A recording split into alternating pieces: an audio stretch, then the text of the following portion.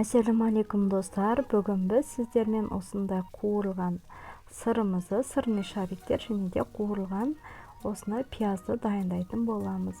Бізбен бірге дайындап көріңіздер. Бізге ең алдымен осындай сырымыз қажет. Біз оны теркадан өткіштен өткізіп алдық, және де оның үстіне тұзымызды және де 2 ас қасық ұнымызды қосамыз.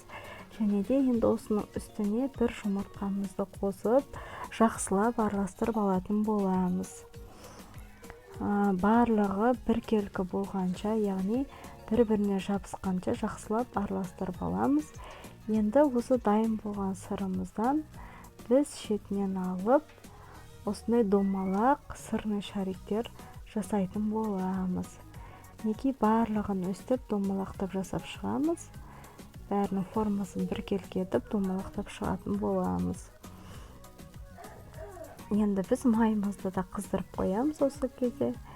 Және де енді біз мына пияздарымызды домалақ етіп кесіп турап алдық. Енді оны жұмыртқамыздың ішіне салып аламыз да, оны ұнға аунатып аламыз. Неге сол кезде біздің пиязымыз, яғни қарайып кетпейді, әдемі болып шығады, өзінің несі де, формасы да бір жағынан өте дәмді болып шығады. Енді дәл осындай етіп дайын болған сырный шариктерімізді де жұмыртқаға салып аламыз да, оны өстіп ұнға аунатып аламыз.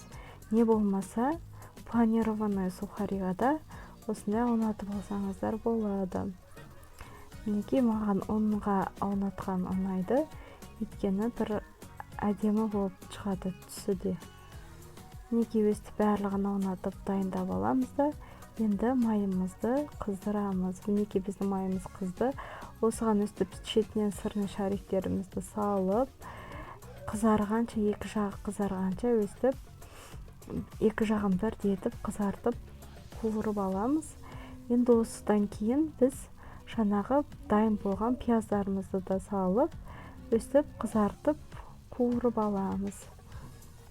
Мінекей, өстіп барлығын қуырып аламыз. Бар болғаны мінекей осылай өте тез дайындалады, және де өзі өте әдемі. Дастарханға қойғанға, қонаққа ұялмай қойсаңыздар болады.